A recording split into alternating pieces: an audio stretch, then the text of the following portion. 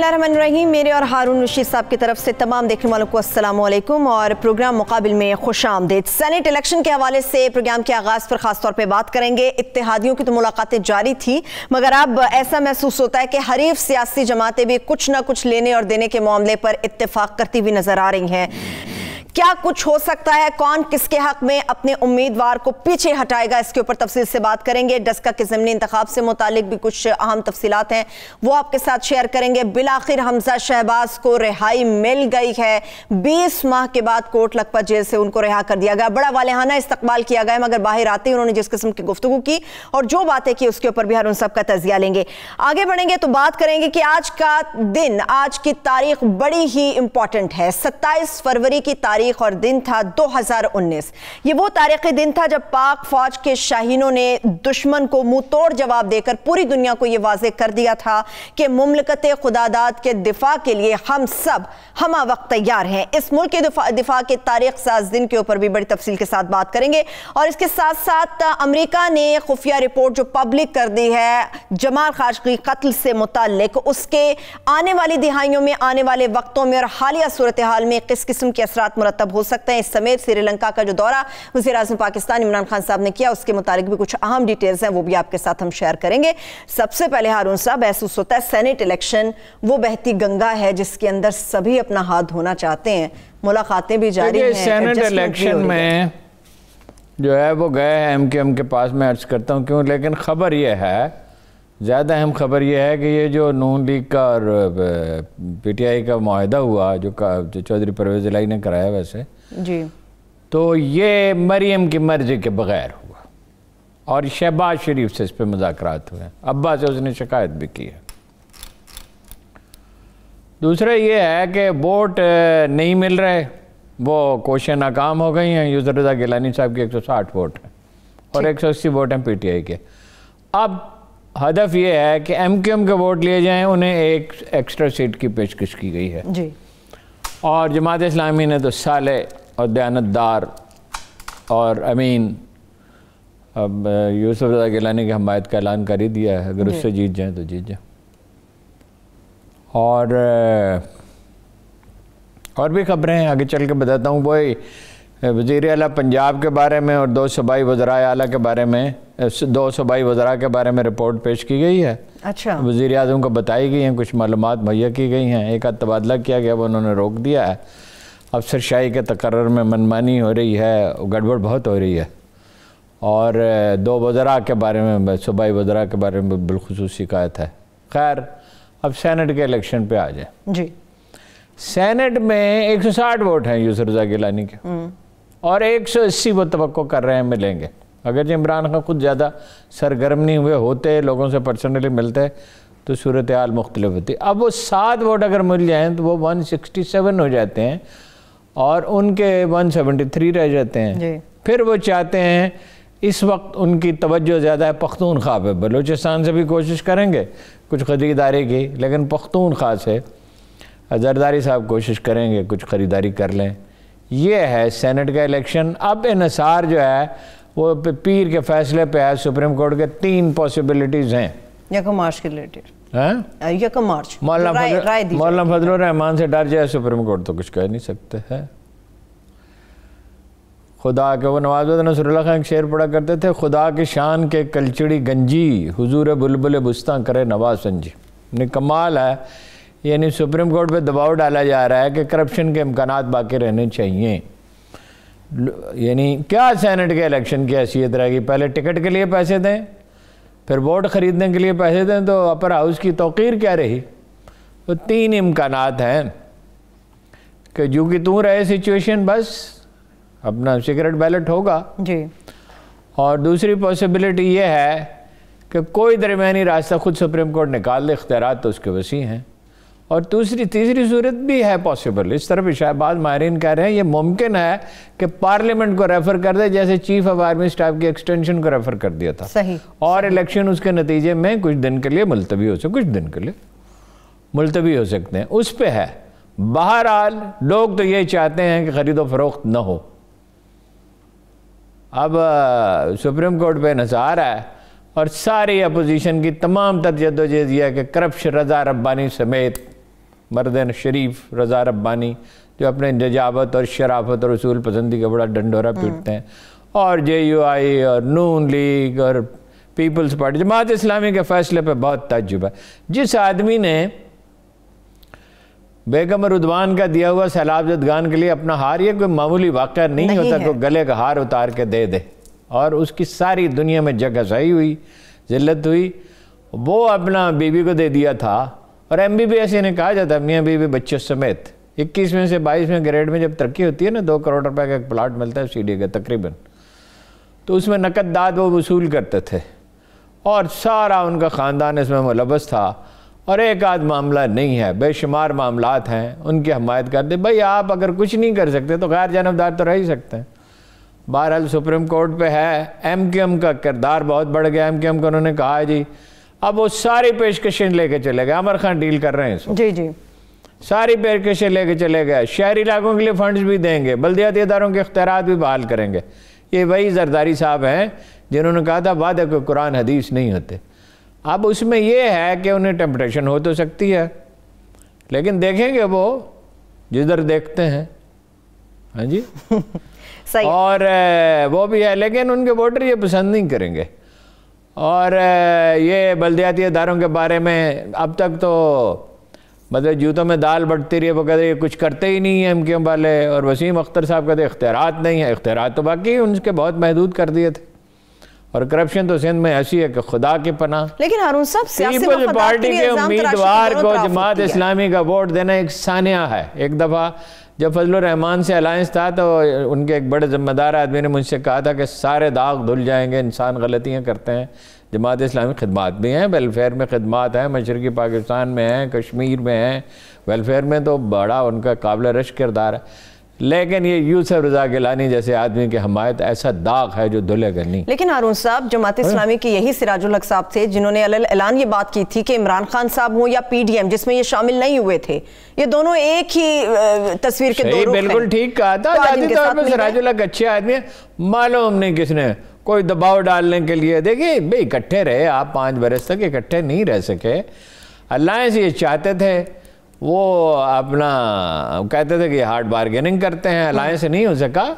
तो अब ये अनाथ शेवा नहीं है, नजीब लोगों का शेवा अनाथ नहीं है, दोनों एक जैसे हैं। ये बात ठीक है। उन्होंने क्या देखो डस्का में क्या किया, मुझे अफसोस है, मैं माफ़ी चाहता हूँ कि मेरा तजिया सही नहीं था। मैं आज कुछ लोगों से मिला सियालकोट के, गैर सियासी लोगों से, गैर जानबदार लोगों से। उन्होंने कहा जनाब वाला बड़ी धांधली हुई है, 3,500 वोटों से PTI हार रही थी सारे हरबों के बावजूद। उस्मान डार डिप्टी कमिश्नर से और DSP वर्ग से राब्ते में थे, और उन्होंने कहा नहीं जीतेंगे, और इमरान खान की पोजीशन ख़राब की। और उन्होंने मुझसे कहा आपका ये अंदाज़ा सही नहीं है, दोबारा इलेक्शन होगा तो ये जीत जाएंगे, बहुत बुरी मार पड़ेगी। ऑनरेबली हार जाते भाई, मार्जिन बड़ा बराए नाम रह जाता वज़ीराबाद की तरह। तो ये इमरान खान साहब मेंटली इसके लिए तैयार थे, इन्होंने रुसवा किया। इधर मतलब ये है हाल, ये सरकारी पार्टी का हाल ये है, 5 बेड का एक अस्पताल अंडर प्रेशर बनवाया है तौसा में। अच्छा, चीफ मिनिस्टर साहब ने उस्मान बुज़दार अजीम कायद जो इमरान खान कहते हैं कि जब 5 साल पूरे हो जाएंगे, पता नहीं कोई आखिरी दिनों में कोई चमत्कार ये दिखाएंगे, तो आप देखेंगे तो तारीख का एक अजीम लीडर का शुमार होगा इब्राहिम लिंकन के साथ, कायद आज़म के साथ, बिस्मार्क के साथ, चर्चिल के साथ, रोजवेल्ट के साथ, लेनिन के साथ, मौजूदों के साथ। रोज़ाना 5 डॉक्टर हैं, 6 मरीज आते हैं, जबकि बेसिक हेल्थ यूनिट में 100 से ऊपर होता है मरीजों का रेशो। अब इसरार कर रहे हैं कि उसको 50 बेड का बना जाए।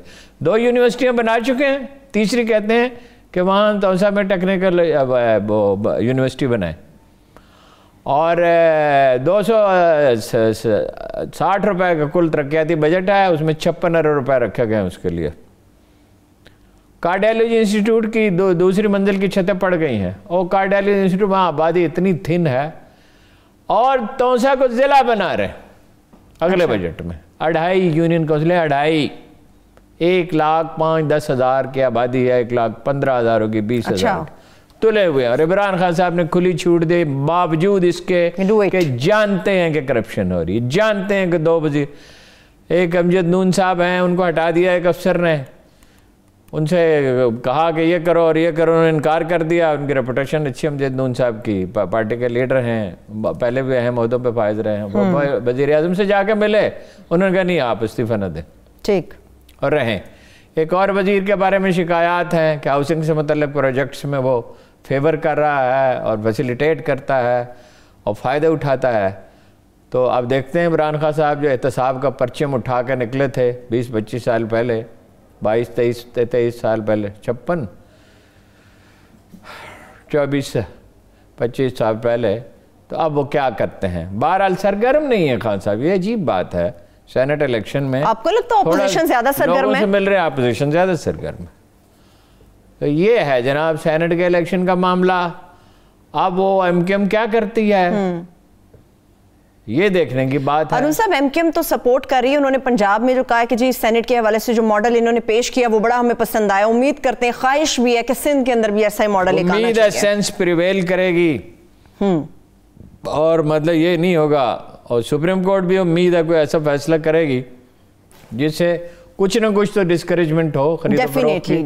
کیا مطلب یہ جمہوری اداروں کی حالت ہے. ایک تو پولیٹیکل پارٹیوں کی حالت یہ ہے کہ بھائی ہر پارٹی کسی آدمی کی جیب میں پڑی ہوئی ہے، اور پھر یہ ہے ٹکٹ جو ہے وہ لیڈر کی مرضی سے جاری ہوتے ہیں، اور اس کے بعد اب نوبت یہاں تک آ گئی ہے. تو ٹھیک ہے. فیصل جاوید صاحب، لاسٹلی ہارون صاحب سینٹ پہ، فیصل جاوید صاحب یہ دعویٰ کر رہے ہیں مختلف جگہوں پر کہ P T I he sent کے اندر ون کرے گی.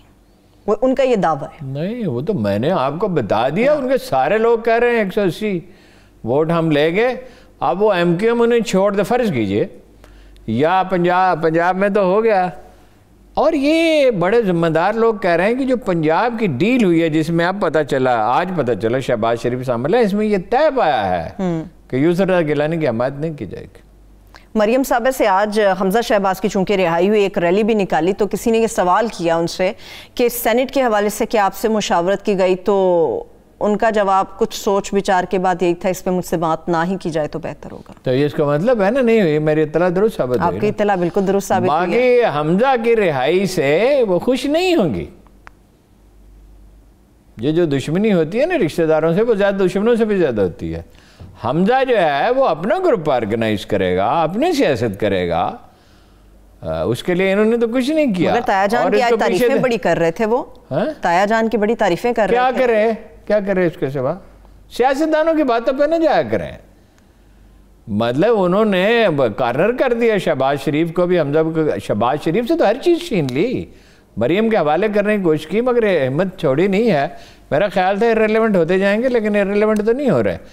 حمزہ کے رابطے زیادہ ہیں. حمزہ بہرحال اپنی ساری خرابیوں کے باوجود سیاست کو زیادہ سمجھتا ہے. شہباز شریف صاحب بھی زیادہ پریکٹیکل ہے نواز شریف کو. مریم کی لیڈری اس وقت تک ہے جب تک اس کے ابا زندہ ہیں، زندہ سلامت ہیں جب تک، اس وقت ہے. اور وہ خوش آمدید ٹولہ ان کے ساتھ ہے جو ذاتی وفاداری کو نظریے کا نام دیتا ہے. یہ احسن اقبال اور یہ پرویز رشید اور یہ عرفان صدیقی اور یہ کچھ باہر ہیں، کچھ لوگ پارٹی میں، کچھ لوگ پارٹی کے باہر ہیں اکسانے والے، جن کا مسئلہ یہ ہے کہ بھارت کے ساتھ ہر حال میں تعلقات اچھے ہونے چاہیے، جو مرضی کرے وہ. ہارون صاحب، مریم صاحبہ کی اسٹیٹمنٹ کو آپ کس طرح سے دیکھ رہے ہیں کہ وہ سمجھتے ہیں کہ شاید ہمیں لانگ مارچ کی ضرورت ہی نہ پیش آئے؟ یہ مریم کی باتوں پر، یہ مریم وہ خاتون ہے، ہر دفعہ یاد دلانا پڑتا ہے، جس نے کہا تھا لندن تو کیا پاکستان میں بھی میری کوئی جائیداد نہیں. نہیں، کیا مطلب یہ ہے کہ ضرورت نہیں پڑی، عمران خان صاحب آئیں مریم کو فون کریں گے، بی میں مستعفی ہوتا ہوں. میں آپ کی یلغار کتاب نہیں لا سکتا. عمران خان فائٹر ہے کہ مریم فائٹر رو رہی ہے باہر جانے کے لیے. عمران خان کو اللہ تعالیٰ ہوش مندی عطا فرمائے، یہ جائے تو یہ تحریک ہی ختم ہو. کیا کریں عارف صاحب، نون لیگ کو پریزنٹ ہی مریم نواز کرتی ہیں، ان کے بارے میں بات کرنی ضروری ہے. فواد چودھری صاحب کہتے ہیں کہ جب سینٹ کے حوالے سے گفتگو ہوئی ہے، انہوں نے بڑا اچھا ٹویٹ کیا. انہوں نے کہا کہ ان کے سیاسی مفادات صرف یہی ہیں، فلاں کو باہر جانے دو، فلاں کے مقدمے ختم کر دو، اس کے آگے بات بڑھتی نہیں ہے. وہ دیکھیں حمزہ نے کیا کہا، ایک پائی کی کرپشن. ایک ابا پہ دھیلے کی نہیں ہوئی، اس پہ ایک پائی پی نہیں. کرپشن کیا ثابت نہیں ہوئی، اور ٹرانزیکشن کا کیا جواب آپ دیتے ہیں؟ یہ جو اربوں روپے کی ٹرانزیکشنز ہوئی ہیں، ایک نہیں، دو نہیں، تین نہیں، درجنوں ٹرانزیکشن آپ کے نام، آپ کے بھائی کے نام، آپ کی والدہ محترمہ کے نام، اور خاندان کی دوسری خواتین کے نام بے شمار ٹرانزیکشنز ہیں، تو وہ کہاں 96% ایسٹس جو ہیں وہ سلمان کے وہ تو ہیں ہی، اس کے حمزہ کے بھی زیادہ تر یہ جو ٹی ٹرانزیکشنز ہیں، تو اس کا جواز کیا ہے؟ اور ضمانت کس بنیاد پہ ہوئی ہے؟ ضمانت اس بنیاد پہ ہوئی ہے کہ مقدمے میں بہت تاخیر ہو گئی، اور یہ بہرحال ایک گراؤنڈ ہوتی ہے۔ تو باقی کرپشن، اگر انہوں نے کرپشن نہیں کی تو کرپشن کس نے کی ہے؟ چلیے میں بریک کی طرف بڑھ رہی ہوں ہارون صاحب، ایک بریک لے لیتے ہیں، چھوٹی سی بریک سے جب واپس آئیں گے تو آج کی تاریخ کی اہمیت، اس تاریخ ساز دن کے اوپر بڑی تفصیل کے ساتھ ہم بات کریں گے۔ 27 فروری 2019۔ اسٹے ود اس۔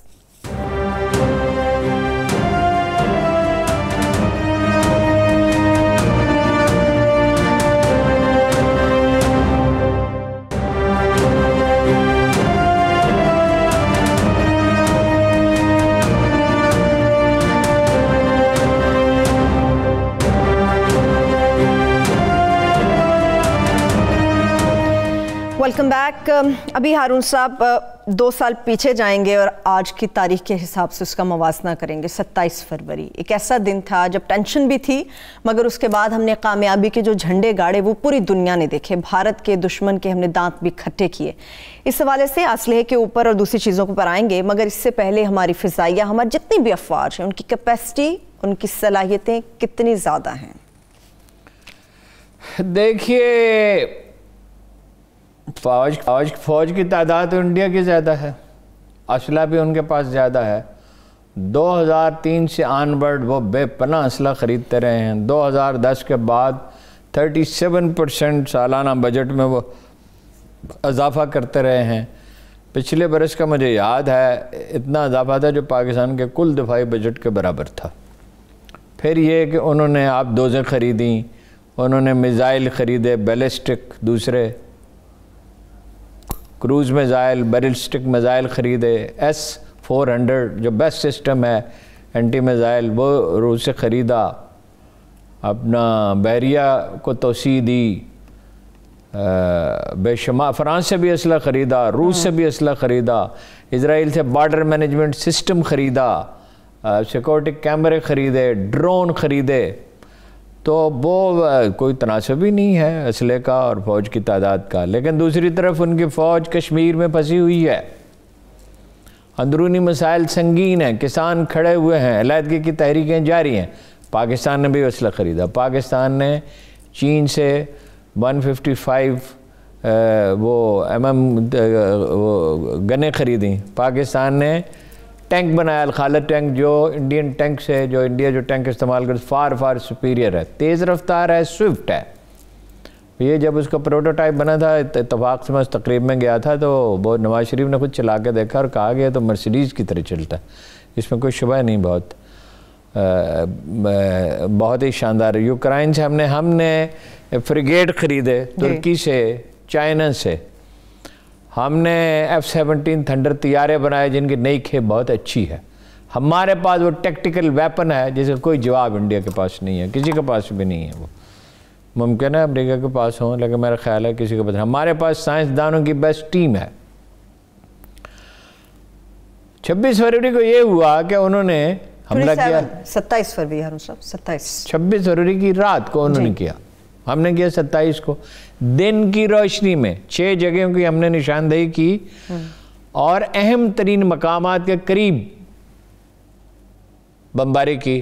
اس میں ایک میں جہاں چیف آف آرمی سٹاف موجود تھا، ایک واقعہ اس کے بعد بھی ہوا جب جنرل بلال کور کمانڈر تھے پنڈی کے، تو بپر راوت سرحد کے قریب تھا، انہوں نے اس کا میسج بھیجا بھاگ جا ورنہ اڑا دوں گا، اور وہ بھاگ گیا۔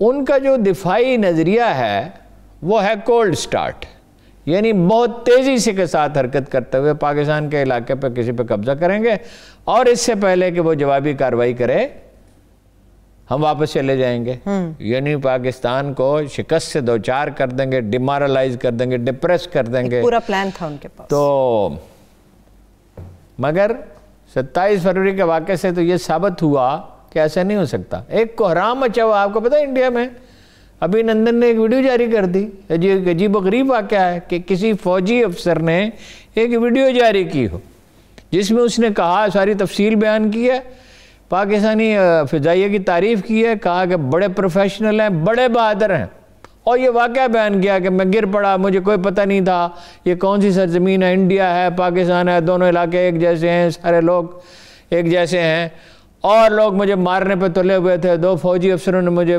بچایا, میری مرہم پٹی کی.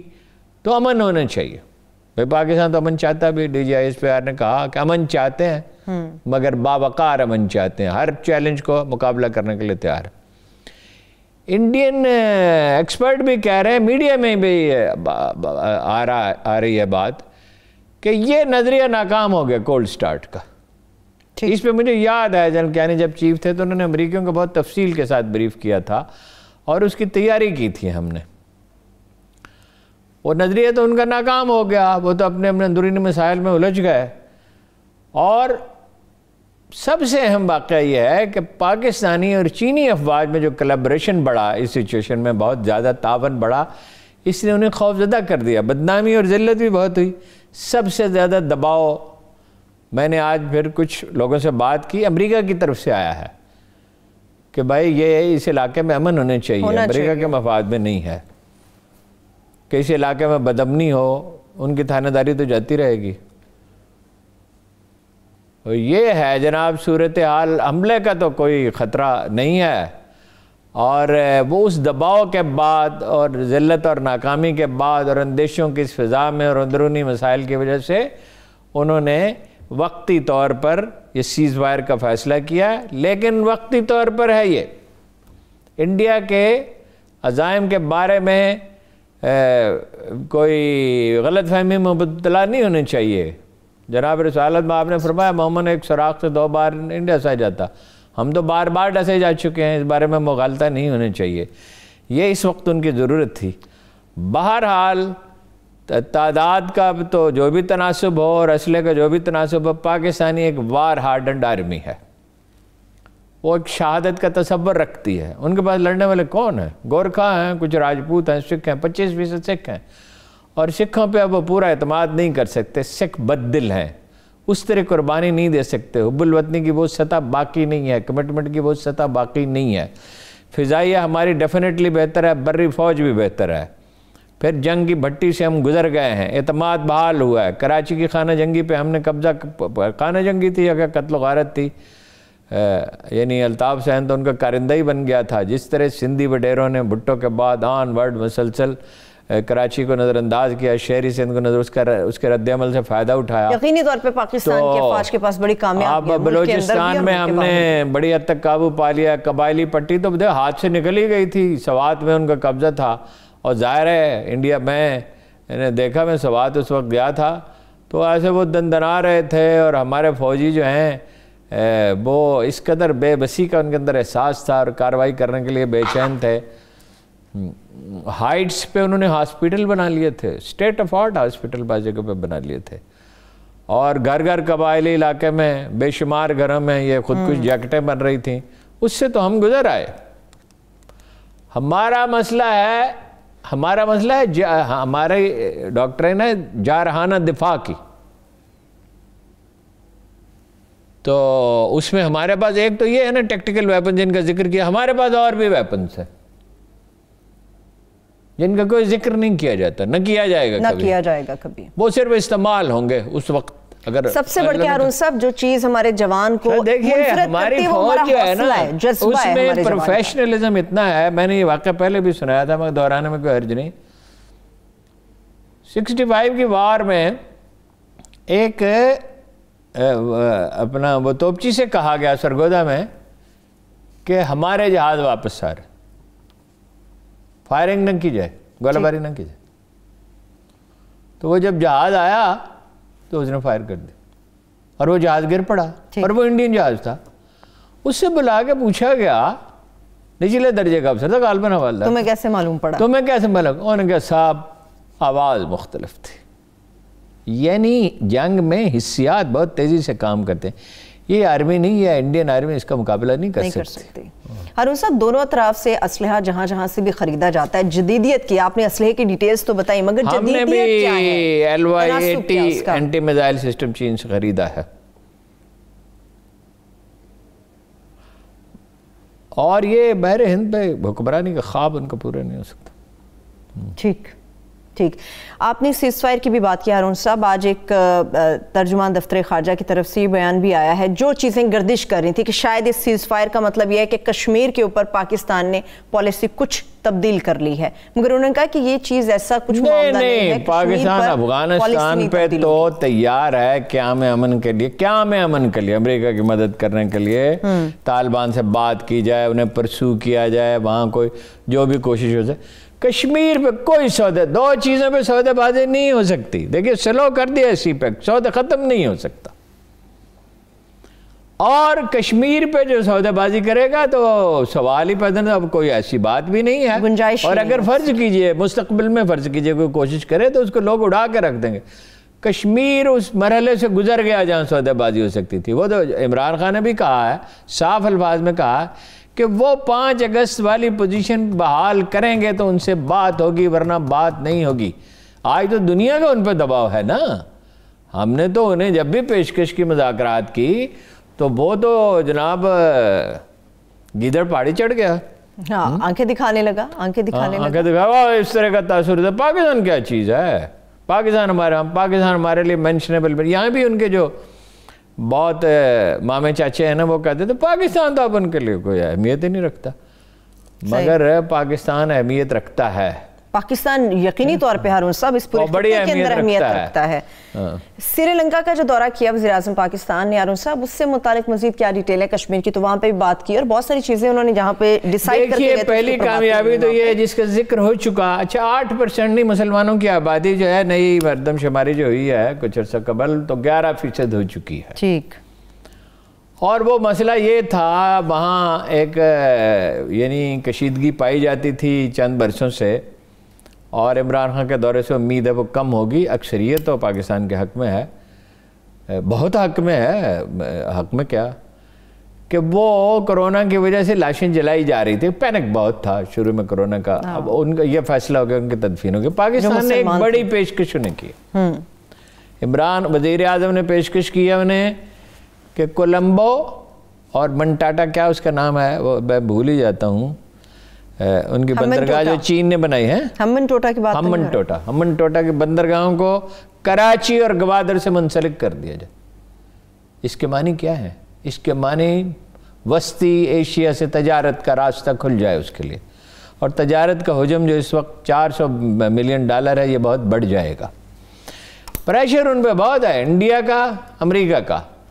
لیکن وہ انڈیا پیسیفک جو پالیسی ہے امریکہ کی, جس میں آسٹریلیا اور جاپان بھی ان کے ساتھ ہیں, یہ 4 اتحاد جیسے کہا جاتا ہے, سری لنکا سارے دباؤ کے باوجود اس کا حصہ بننے کے لیے تیار نہیں ہے. بڑی وجہ یہ ہے کہ سری لنکن آبادی انڈینز کو پسند نہیں کرتی. انہوں نے ایک 30 سالہ خانہ جنگی ان پہ مسلط کی رکھی, جس میں پاکستان نے ان کی مدد کی, ان کی تربیت کی, انہیں انفارمیشن دی, انہیں ہر طرح سے امداد ان کی اور اس سے نجات پا سکے.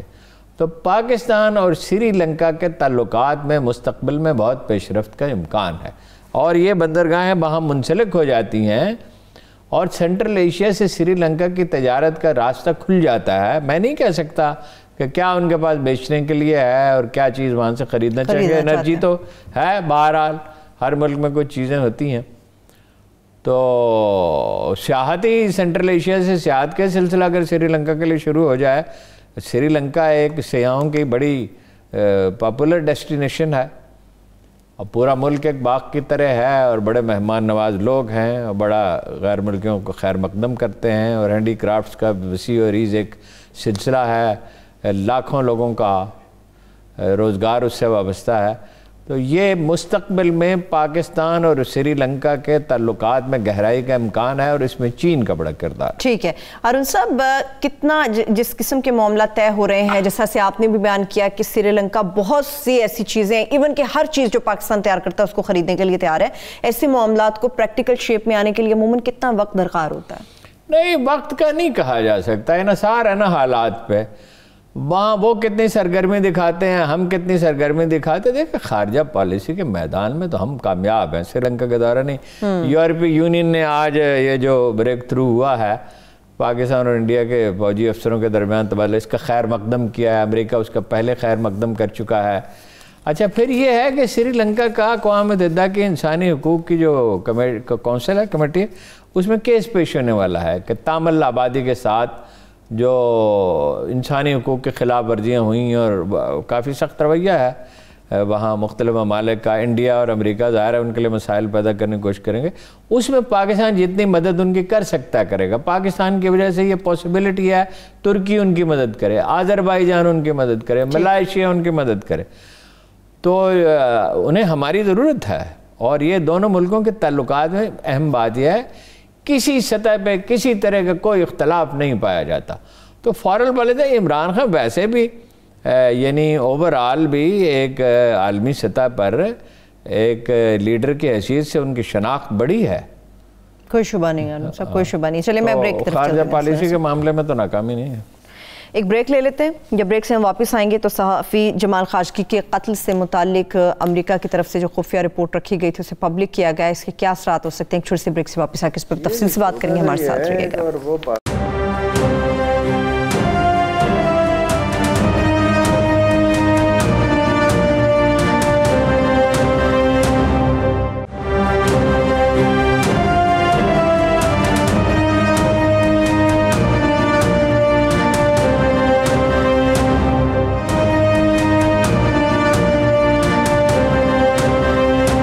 Welcome back. قطر کے ساتھ جو LNG معاہدہ ہوا ہے اور ان سب اس پہ بات کریں گے، مگر اس سے پہلے آپ کسی ایک نقطے کے اوپر مزید بات کرنا چاہتے ہیں؟ وہ دفاعی جو ہم نے گفتگو کی اس میں ایک بڑا اہم پوائنٹ رہ گیا تھا، جی، وہ یہ ہے کہ ہمارا مسئلہ دفاعی نہیں ہے۔ وہ تو ہم جس طرح کا اسلحہ بنا چکے ہیں اور جس طرح ہماری فوج کی تربیت ہو چکی اور جو اس قوم کا مرائل بلڈ اپ ہوا ہے دہشت گردی کے خاتمے کے ساتھ، اس میں فوجی اعتبار سے دفاعی لحاظ سے ہم کوئی زیادہ خطرہ نہیں ہے۔ خطرہ ہو تو ہمارے الائز موجود ہیں، چین سب سے اہم ہے اور وہ دباؤ ڈال سکتا ہے، بنگلہ دیش ان کے ہاتھ سے نکل رہا ہے، نیپال نکل رہا ہے، سری لنکا نکل رہا ہے، تو انڈیا اپنے داخلی مسائل میں، ہمارا مسئلہ ہے معاشی، اس پہ کوئی توجہ نہیں، نہ اپوزیشن کو تو پرواہ نہیں، خان صاحب کی بھی کوئی توجہ نہیں، اسٹیبلشمنٹ بھی کوئی توجہ نہیں۔ اس کی زراعت کا اتنا پوٹینشیل ہے۔ دیکھیے میں نے کل پرسوں ایک رپورٹ پڑھی، ٹیونس، مجھے بڑی حیرت ہوئی کہ ابھی چند برس پہلے تک اپنی اشیاء ضرورت کھانے پینے کی چیزیں تک امپورٹ کرتا تھا، ایسا ہی ہے، اب $20 بلین کی ایکسپورٹ ہو گئی ہے۔ وہ ڈرپ اریگیشن کی طرف گئے، انہوں نے کام کیا، دنیا سے سیکھا۔ دنیا میں میرا خیال سب سے کم پیداوار کپاس کے ہمارے ہاں ہوتی ہے، یعنی کوئی تیسرا حصہ رہ گئی ہے، وہ تو ہم نے اپنے خود ترجیحات میں سے نکال دیا۔ اچھا باغات ہم لگا سکتے ہیں بے پناہ۔ اس دن خان صاحب نے کہا نہیں کہ دریائے سندھ کے دائیں کنارے پر اولیو پہ اتنا کام ہو رہا ہے، مگر حکومت کوئی سرگرمی نہیں دکھا رہی ہے، پہلے تو سرے سے مسترد کرتی تھی۔ تو معاشی مسئلہ ہے، یہ ترجیح نہیں ہے، نہ اسٹیبلشمنٹ کی، وہ بھی اپنے کام دھندہ میں لگی ہوئی ہے، نہ حکومت کی، اور اپوزیشن کو تو سرے سے پرواہ نہیں ہے۔ اگر آپ کی معیشت مضبوط نہیں ہے تو آپ کیا لڑیں گے؟ نپولین نے کہا تھا فوج پیٹ کے بل رینگتی ہے، آگے بڑھتی ہے۔ تو لوگوں کو سراج الدولہ کی شکست کی وجہ کیا تھی؟ تنخواہیں نہیں ادا کی گئی تھیں، ہندو سیٹوں نے تنخواہیں دیں اور انہیں غداری پر آمادہ کر لیا۔ صحیح۔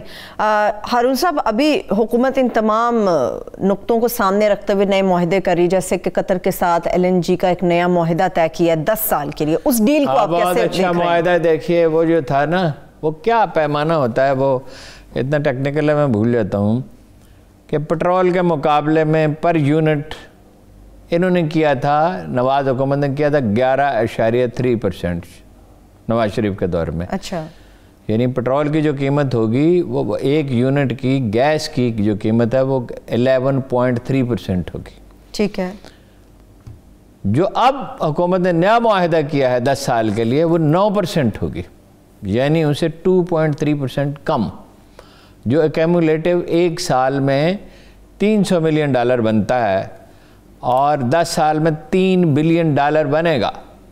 4 سال کے بعد دونوں فریقین کی رضامندی سے اس میں ری نیگوشیٹ بھی کیا جا سکتا ہے۔ اگر قیمتیں گر جاتی ہیں، دنیا میں تیل کی پیداوار بڑھ جاتی ہے، تو قیمت بڑھے گی تو نہیں، کم ہو سکتی، کم ہونے کا امکان ہے۔ تو اس کا مطلب ہے انہوں نے مہنگی گیس خریدی تھی، خیر کاہلی تو انہوں نے بھی کی، ایک سٹیج پہ گیس کی قیمتیں بہت گر گئی تھیں۔ ہم نے بھی اپنے پروگرام میں کہا کہ یہ سنہری موقع ہے تیل خرید کے لانگ ٹرم معاہدے کرنے کا اور گیس کے لانگ ٹرم معاہدے کرنے کا، مگر یہ بابر ندیم وغیرہ اپنا کاروبار کریں یا قوم کے مسئلے حل کریں؟ لیکن کر تو بہرحال یہ خوش آئند ہے. دیکھیں $400 ملین 300 ملین ڈالر سالانہ کی بچت کوئی معمولی بچت نہیں ہے.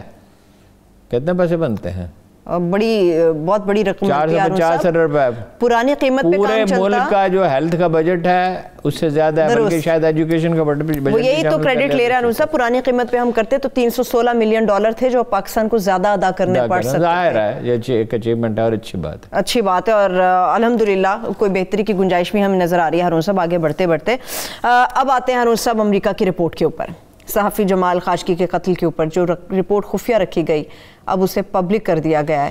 کیا دیکھ رہے ہیں آئندہ آنے والے وقت میں سعودی عرب کے حوالے سے کہ اثرات کیا مرتب ہو سکتے ہیں؟ دیکھیے یہ جو انہوں نے بات کی یہ بڑی دلچسپ بات ہے کہ پہلے تو جو بائیڈن نے بھی اور امریکی وزیر خارجہ نے بھی بات کی اور اس کے اس کا مطلب انہیں اعتماد میں لیا کہ اس کے بعد CIA کی رپورٹ جاری جس کا جو بائیڈن نے وعدہ کیا تھا اور انہیں تو ایک یعنی کیا اردو میں کوئی لفظ نہیں سمجھ رہا پریہ بنا کے رکھ دیا تھا. لیکن 50-60 آدمیوں کے داخلے پہ پابندی بھی لگا دی ہے امریکہ میں. مودی پابندی تو مودی پہ بھی لگائی تھی جو اٹھا لے, مگر محمد بن سلیمان پہ پابندی نہیں لگائی. دس از ویری ویری انٹرسٹنگ. اس کا مطلب یہ ہے کہ جیسے بھی رابطے ہوئے ہیں پس پردہ کو معافی مل گئی ہے, داخلے پہ پابندی نہیں ہے اس کے, وہ جا سکتا ہے. اچھا دوسرا دلچسپ جو پہلو ہے اس کا یہ کہ سعودی وزارت خارجہ نے اسے مسترد کیا, کہا یہ ناقابل قبول ہے, یہ غلط ہے, مفروضوں پر مبنی ہے.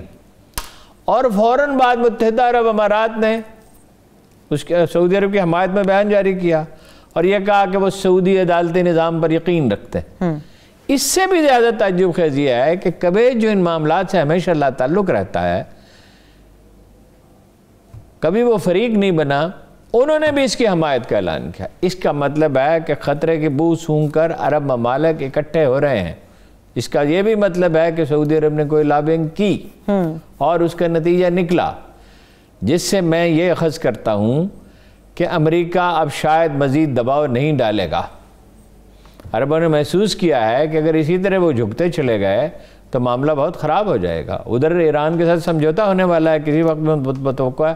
تھوڑی سی امریکہ کی پوزیشن ذرا بہتر ہو گئی ہے, لیکن یہ ہے کہ بہرحال جلد یا بدیر ایران امریکہ معاہدہ تو ہو ہی جائے گا, پابندیاں ختم ہو جائیں گی, وہ اپنی ایٹمی تنصیبات کے معائنے کی اجازت دے دیں گے.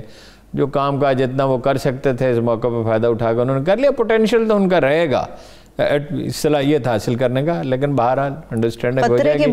لیکن ویسے ایران میں بھی ایک طویل کشمکش ہوگی, اس لیے کہ چین وہاں داخل ہو چکا ہے, اور چین وہاں سے داخل ہو گیا تو وہاں سے عراق میں داخل ہو سکتا ہے اور سیریا میں ہو سکتا ہے, اور اتنی بڑی انویسٹمنٹ وہ کر رہا ہے کہ اب ایران سے امریکہ کو کچھ ملے گا نہیں سوائے اس کے کہ دشمنی کی شدت ختم ہو جائے.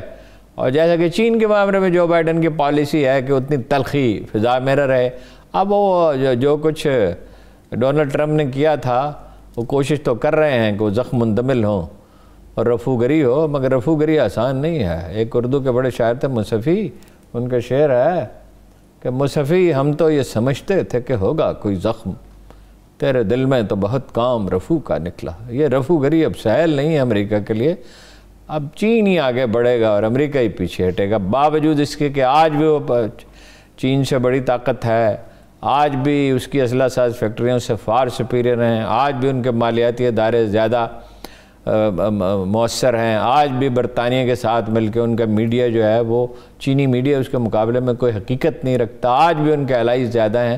لیکن بہرحال رفوگری اب آسان نہیں ہے. وہ جب گھمنڈ میں کوئی بھی انڈیویجول ہو یا قومیں ہوں, جب وہ اپنے بہت پاؤں پھیلا لیتی ہیں تو پھر اس کا نتیجہ ہارون صاحب, مبصرین دنیا کے بڑے مبصرین سمجھتے ہیں کہ یہ رپورٹ عالمی سطح پر شہزادے کی حیثیت کے لیے بہت بڑا دھچکا ہوگی, اور خاص طور پہ مغربی ممالک شہزادے کے ساتھ تعلقات میں اب بہت فاصلہ کریں گے. دھچکا تو ہوگی. دیکھیں نا غلطی کیا کی کہ ہاؤس آف سعود کے بہت اہم لوگوں کو اور بہت اہم بزنس مین کو یہ کبھی دنیا میں ہوتا نہیں ہے کہ ایک ہوٹل میں بند کر دیا اور دھمکایا اور مار پیٹ کی اور خوفزدہ کیا اور پیسے وصول کیا. بھائی کوئی نظام ہونا چاہیے. جس ملک میں کوئی عدالتی نظام نہیں ہوتا اور پبلک اوپینین کو بھی ناخوش کیا نا جی. پبلک اوپینین جو جس طرح کے جدید قوانین برق رفتاری سے نافذ کیے اور جس طرح کے اسرائیل سے رابطہ رکھا اور جس طرح وہ ایک نئے شہر کا منصوبہ بنایا اور جس طرح کسینوں کو ایک اجازت دی اور ترکی اور پاکستان اور قطر کے ساتھ تلخی بڑھائی, تو پبلک اوپینین وہاں خوش نہیں. ترکی کے معاملے میں تو ممکن ہے ان کے وہی جذبات کے بارے میں کہہ نہیں سکتا, لیکن پاکستان تو ان کا بہت دیرینہ الہی تھا. وہ تو جب خطرہ ہوتا تھا یہاں سے فوج آتی تھی. اب بھی ان کے مشیر کون ہیں, اب بھی تربیت دینے والے کون ہیں؟ وہ تو اس قابل بھی نہیں ہیں کہ جو hundreds of billions of dollar کا اسلحہ اس کی صفائی کر سکیں. پاکستان کے بغیر تو ان کو کوئی مددگار اس معاملے میں نہیں ہے. انڈیا پہ بھروسہ کرے, یہ دیکھیں نا ہمیں جتلانے کے لیے انہیں انڈینز کو بلائے, کیا انداز طرز احساس ہے کہ پاکستان سے اپنے یمن میں وہ چاہتے تھے پاکستان ان کی مدد کرے, تو یمن میں تو آج خود پیچھے بھاگ گئے, پیچھے پلٹ آئے, یو ٹرن لے لیا. تو اس کے بعد انڈینز کو بلایا, مندر بنائے اور اعلیٰ ترین شہری اعزاز دیے. کس کو؟ مودی کو, قاتل کو, مسلمانوں کا قاتل. تو سعودی رائے میں اس پہ خوش تو نہیں ہو سکتی. ٹھیک ہے, چلیے اس کے اوپر تو ہارون صاحب بات کرنے کے لیے بہت ساری چیزیں انشاءاللہ بات کریں گے اس کے اوپر. میرے پاس آخری 1.5 منٹ ہے. پاک سرزمین پارٹی جو جلسہ کرنے جا رہی ہے اس سے متعلق بتائیں, پختونوں سے بہت اہم بات ہے, یہ بڑا ہی ایک مبارک قدم ہے. دیکھیے مسئلہ کیا تھا وہاں, انڈینز نے کیا کیا لوگوں کو استعمال کر کے, سندھی, اردو سپیکنگ, سندھی, پنجابی, سرائکی, بلوچ تقسیم پیدا, لسانی تقسیم پیدا کی, قتل و غارت ہوئی, شہر غارت ہو گیا جو پاکستان کا معاشی انجن ہے. اب وہاں سب سے اہم چیز مفاہمت ہے, یعنی مختلف لسانی گروہوں کے, ایک اردو سپیکنگ لیڈر اور وہ پختونوں کا جلسہ کر رہا ہے. آبویسلی پختون لیڈرشپ کی اس میں رضا یعنی خوش دلانہ تائید شامل ہے, تو شامل ہے تو اور کہا انہوں نے, یہ ہے مجھے جو میسج ان کا ملا تھوڑی دیر پہلے, کہ بڑا جلسہ ہوگا اور اس لسانی, یہی تو جہاد ہے, اس لسانی تقسیم کو ختم کرنا. تو دیکھیے سارے فساد کس بات, یہی تھا نا کہ مختلف لوگوں کو لڑایا جائے اور پاکستان کے سب سے اہم شہر کو تباہ کر جائے. اس کو جتنا ویلکم کیا جائے اتنا اچھا. ایک بات میں کہنا چاہتا ہوں, اس کے ساتھ ہی کلوزنگ کی طرف جائیں گے. ایک بات میں کہنا چاہتا ہوں مصطفیٰ کمال سے. دیکھیے انہوں نے بڑی بہادری کا مظاہرہ کیا, لیکن لوگ کہتے ہیں کہ اپنے ساتھیوں کی دلجوئی نہیں کرتے. اقبال نے کہا تھا کہ نگاہ بلند سخن دل نواز جاں پرسوز, یہی ہے رخت سفر میرے کارواں کے لیے. ٹھیک ہے, اس کے ساتھ ہی مجھے اجازت دیجیے. تھینک یو سو مچ جی, اللہ حافظ.